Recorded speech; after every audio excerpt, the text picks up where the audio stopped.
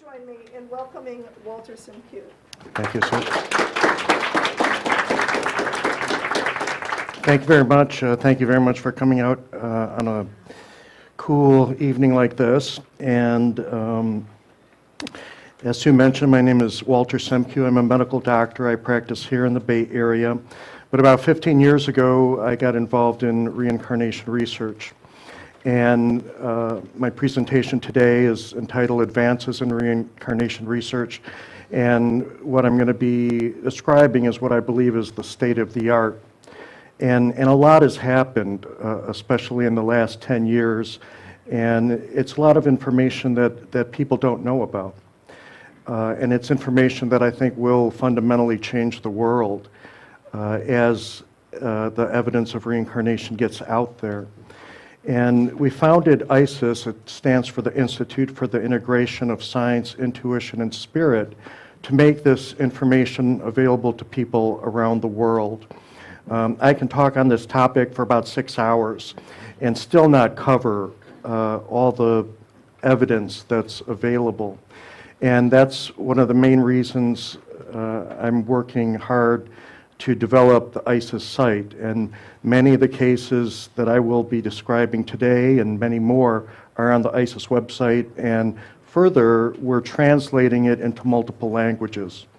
Because one of the things I'll be pointing out is the evidence shows that we can change religion, nationality, ethnic affiliation from one lifetime to another. And when people realize that, then they're going to stop fighting about these cultural markers of identity. It doesn't do any good if only one group knows about it. Everybody has to have knowledge of it. And once people understand what the evidence shows, review the cases for themselves, I think there will be a very beneficial effect on the world. So again, everything that you hear today will be on the website and more. What I've done is I've organized the website according to principles of reincarnation that are derived from independently derived reincarnation cases. So this is not my pet theory. This is not my personal belief system. What I'm describing here is derived from cases that have been researched by people all over the world, and in particular, Ian Stevenson, who was a professor at the University of Virginia. He died in 2007. But these principles, again, are derived from evidence. And what the cases show is that people appear to have the same facial features from lifetime to lifetime. We tend to have the same personality traits, same passions, same aptitudes. The cases show also spirit being guidance. Throughout reincarnation research, it's apparent that our souls or other spirit beings are helping us learn about these past lives to derive this evidence of reincarnation, and I will be going over that. The cases show that relationships are renewed through reincarnation. People that you've known before, you will know again. So you don't lose anybody. I mentioned about the change of religion, nationality. The cases also explain child prodigies. How is it that a small child has an amazing musical talent or artistic talent? We have reincarnation cases that show that this is a carryover from prior incarnations. Geographic memory is observed, which is a term that I use when somebody has innate knowledge of a physical location, knows their way around, knows where to find a destination, even though they've never been in that place before. And again, this is a past life memory that is operating. We have split incarnation cases, which is a term that I use when one soul is inhabiting more than one physical body at a time. Xenoglossy cases are really phenomenal. These were researched by Ian Stevenson, and these are cases where people can speak a language that they have not learned in this lifetime, that they have not learned by normal means. And what these cases show, actually, is that your personality is retained intact within your soul. You know, I always wondered what happens to my personality, Walter, when I die. You know, is it somehow get dissolved in the whole experience of my soul, or does it just disappear, or, you know, what happens? But these cases actually show that the personality is retained in its entirety. And it appears that once we pass over, we can even have conversations with our own past life selves. And I'll also be describing affinity cases where people are naturally attracted to their own past lives. And one case in particular that I'm going to be discussing is the reincarnations of Laurel and Hardy, the comedians. And we'll finish the program today showing you a silent movie that they created in this lifetime. And they did so before I contacted them to talk about them about being the reincarnation of Laurel and Hardy. One more part of the equation here is though my main focus tonight is going to be on independently derived reincarnation cases, I also have worked with Kevin Ryerson for 10 years. And Kevin is a trance medium, worked with Shirley MacLaine for 30 years or so. And along the way, I investigated different psychics, clairvoyants to see if somebody could accurately make past life matches, and I found that Kevin channels a spirit guide named Atun Ray, who, in my opinion, has demonstrated that he can do that. He can make accurate reincarnation matches.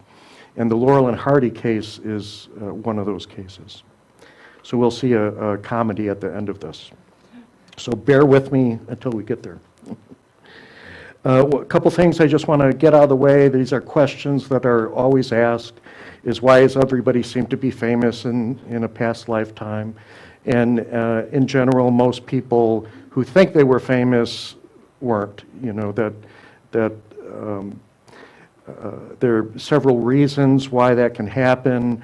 One, it's appealing. You know, we all want to feel special, and it's easy to want to think that you are somebody famous because it's good for one's self-esteem and so forth.